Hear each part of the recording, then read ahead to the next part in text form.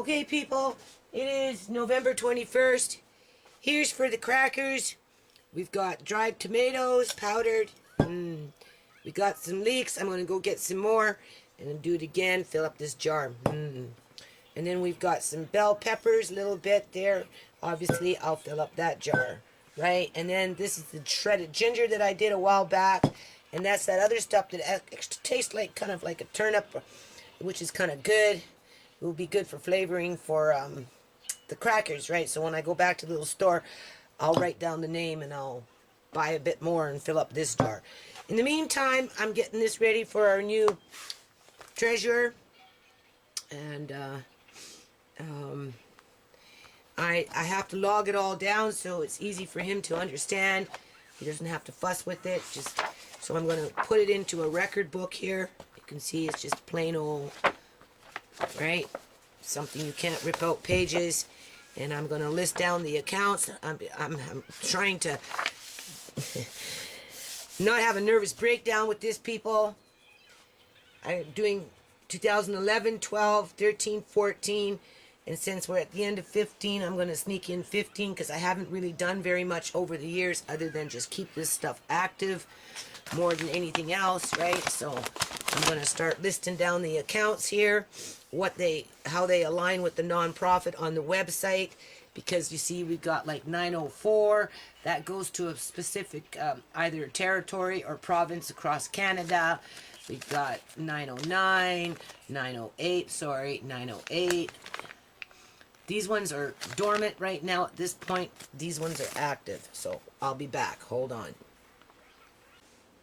Okay, so it's still the 19th of November, 2015. Busy. This is the fall. It was like freezing last night, and everything was chilly this morning. And long story short, I went outside and I started harvesting some of this food that I still got growing in the yard. I took some leeks. This is leeks, people. I took some out, the bigger ones, right? So what I'm going to do is I'm going to cut them here. And we'll stick those back in the ground and see if they'll grow. Because it might be like an onion. Maybe they'll take root and start growing again come spring. Who knows? And we'll get them ready for the dehydrator because I'm still into the cracker mode. And then, of course, this is all the... You go to the grocery store, and some of them, a little handful of kale or Swiss chard or whatever, this is kale, is like 99 cents. So that right there is like $2 if I was to buy it in the store. But I got tons of it. Hold on. And then here, I just gave some to my son. This is the Swiss chard, right? I still have little bits and batches growing around the yard. But this was one corner that was quite flourishing. I'm going to blanch some of this stuff, people, I think. Like that all down there is kale. That whole bag. I tried to give him some kale, but he wouldn't take the kale. You can see. So, instead of doing it just raw, cutting off the stems and dehydrating the stems, I think I'm going to blanch this one because I guess it retains the color. And I already have some wrapped up into individual packets. You've seen me do that before. So, the point is, I didn't want it to freeze and go to waste. So we'll see how many bags that we get out of that. The other thing is, when I bought that flour, right? I got like 5 bags, $1 each, $5, right? I'm going to take these 2 out. These are all tomatoes. My little grandson doesn't like tomatoes. So what I'm going to do is I'm going to dehydrate these. And then I'm going to turn them into a powder. And that's what I'm going to use for crackers. You know, well, not like a powder, but fine, almost like a powder, but not quite. Little teeny weeny pieces. Same thing with this stuff, right? Okay, it's all buck. And then I will dehydrate that. These were $1. I gave some to my son already. Whoops, sorry. I'm just going to clean them up and probably freeze them whole. And then when you cook some kind of a roast or something, you can just throw them in whole with your roast and they'll cook fine. I'm pretty sure. And then we got some apples down there and some other apples. So anyway, I got like 5 big bags of food. So we're going back into the dehydrating and we're going to get some stuff ready to make these crackers. And we're going to make sure that the kale and the Swiss chard doesn't go to waste. And we're going to start experimenting with the leeks. And obviously the leeks I'm going to use with the crackers. So yeah, hold on. Okay, so everything's cut up for the dehydrating part of things at this point. This is the leeks, and because they're young, this is quite fine. You can still chew it. Quite tasty, really. And remember, I'm going to be breaking this up anyway into smaller pieces because it's kind of going to be like a spice, right? For the crackers. This tastes like a turnip. I don't know the name of it. It was just in a box and he let me just grab a bunch of stuff, right? So when I go back to the store, I'm going to see what this is because it's not so bad. So I'll dehydrate that. Tomatoes.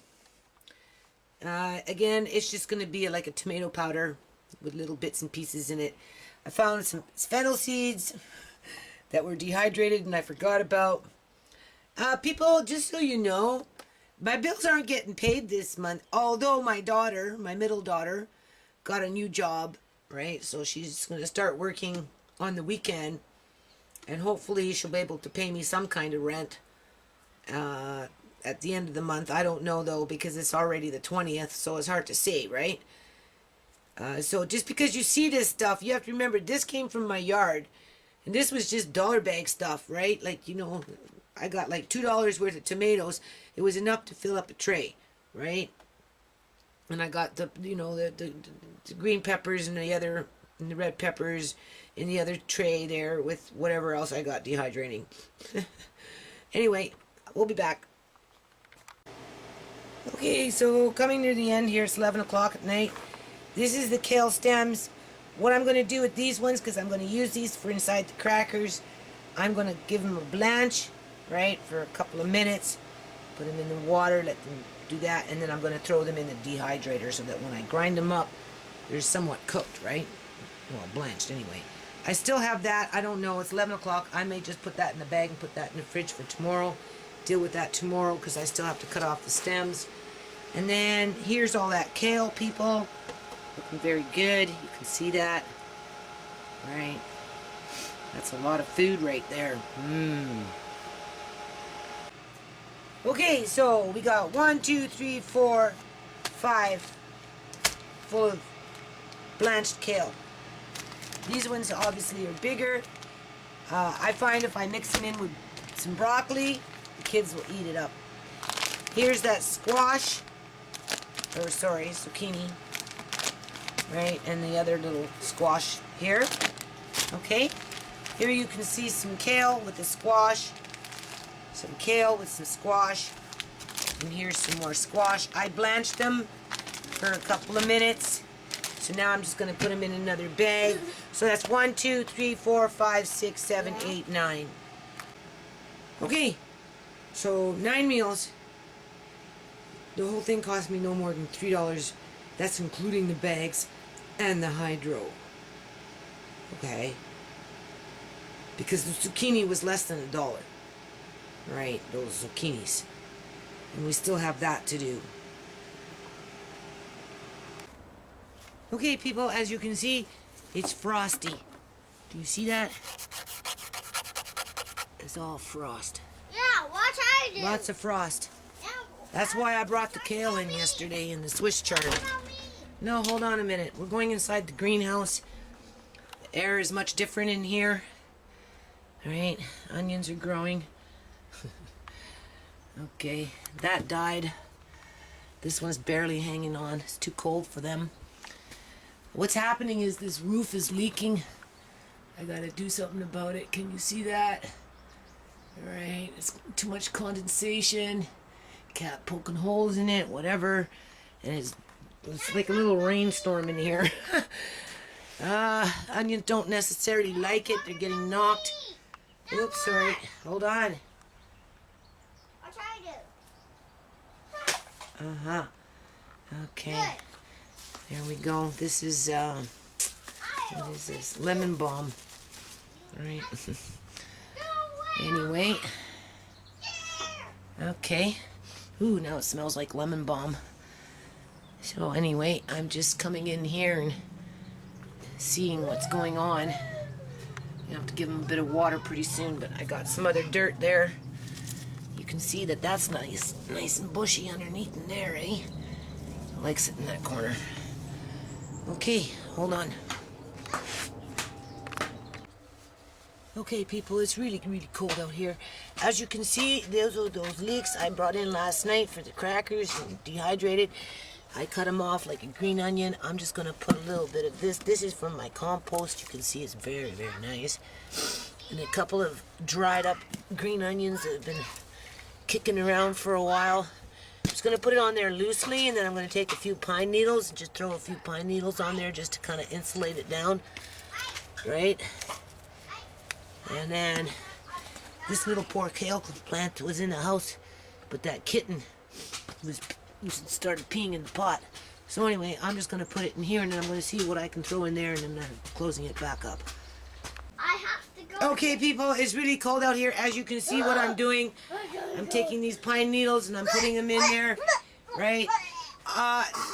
Regardless, considering how cold it is outside and what's going on in here with no heat in terms of a few things still growing, I think that's not so bad. Okay, so I'll do some more tomorrow, right? Because my hands are like totally frozen right now. Okay, so that's the dehydrated tomato. Now I'm just going to take it through a food processor. Okay, people, it is November 21st. Here's for the crackers. We've got dried tomatoes, powdered. We got some leeks. I'm going to go get some more and then do it again. Fill up this jar. And then we've got some bell peppers, a little bit there. Obviously, I'll fill up that jar, right? And then this is the shredded ginger that I did a while back. And that's that other stuff that tastes like kind of like a turnip, which is kind of good. It will be good for flavoring for the crackers, right? So when I go back to the little store, I'll write down the name and I'll buy a bit more and fill up this jar. In the meantime, I'm getting this ready for our new treasurer. And I have to log it all down so it's easy for him to understand. He doesn't have to fuss with it. So I'm going to put it into a record book here. You can see it's just plain old, right? Something you can't rip out pages. And I'm going to list down the accounts. I'm trying to not have a nervous breakdown with this, people. I'm doing 2011, 12, 13, 14. And since we're at the end of 15, I'm going to sneak in 15 because I haven't really done very much over the years other than just keep this stuff active more than anything else, right? So I'm going to start listing down the accounts here, how they align with the nonprofit on the website, because you see we've got like 904 that goes to a specific either territory or province across Canada. We've got 909, 908. These ones are dormant right now at this point. These ones are active. So I'll be back. Hold on.